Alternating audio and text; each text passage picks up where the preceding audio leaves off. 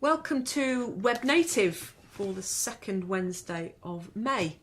mifi hotspots. Yes. Do you have a mifi? I've got a couple of mifis. You've got a couple of mifis. I've got tethering on my phone. Yeah. So these are terms you've probably heard of before. So what is tethering on your mobile? Tethering is normally when you use a connection between your phone and a MiFi box, like a box that has the ability to connect to a cellular network, and you normally have a separate box from your phone that has a special data package.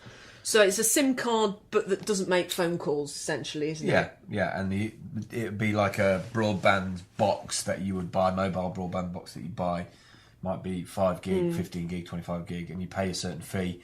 And then you connect from your phone to that box via Wi-Fi, connects a private Wi-Fi network between the box and your phone, and it gives you as much data from that Wi-Fi hotspot as you pay for. And multiple devices as well, isn't it? That's where those become interesting. So you have to give out the password or you keep it private. And then when you log into, if you look for local networks, you'll often see loads of people coming up as either their iPhone, if they haven't changed the name of the... What is that title? You know when you log on to search for networks and you can change the name of the hub that you're connecting from? What's the name called? The name of what? The name that you change. So when I've renamed... SSID. Is that right? Yeah, the SSID. So you can call the hotspot whatever you want to. Yeah. So you can kind of identify people. Yeah. And it seems to be growing. I mean, we talked about Brick today. Yeah. Which is taking limited Wi-Fi ability using the 3G cellular networks. And combining them together. Yeah. And the other article that had come across my desk was something called Karma, which is a community connected hotspot, and it looks as if you've got multiple Wi-Fi Karma hotspots, they can all sort of group together. So if you've got a big conference and everyone's got the same, that's not the way I looked at Karma. Was it? No, the way I looked at Karma was that you have a hotspot, and if you are a subscriber on the Karma network, if you come across a Wi-Fi hotspot and you've used you've paid for or you've used enough of your own bandwidth, then that gave you more bandwidth on somebody else's. Oh, so there is that sharing. I think as I'm sure people who are watching will be aware, sometimes these new things come up and it's very difficult to work out quite what the context is.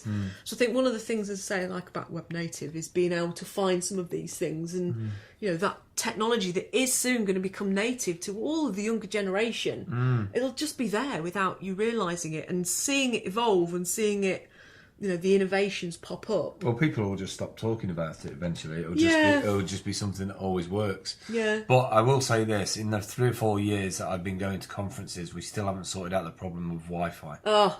Like at conferences and events, that we need to start doing that. And I think things like Karma and having additional MiFis, just having somebody on site who can set up proper access points for networks. Yeah. Because everyone needs a Tom Geraghty. It does it does mess up your event if people can't talk to their digital audiences, and it's sad when it becomes the only thing that people talk about at your conference. Is the Wi-Fi and the coffee. Yeah, Wi-Fi, coffee, and food. If you can get those right, and some power. Yeah.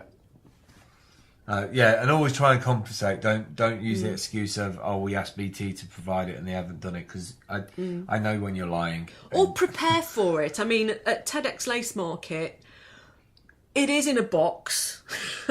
There is no mobile phone signal. You are reliant on Wi-Fi signal, and right from the start we didn't say to people that you would have wonderful access. You might get some, and we had a couple of complaints, but people were prepared for the reality of what they were going to experience. Yeah, and actually with TEDx, you want people to be listening to the speakers, not tweeting and stuff.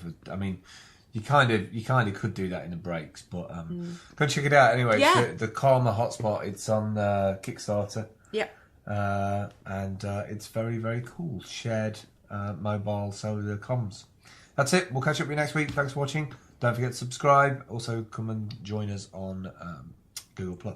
And now we're going to go to sleep. Goodbye.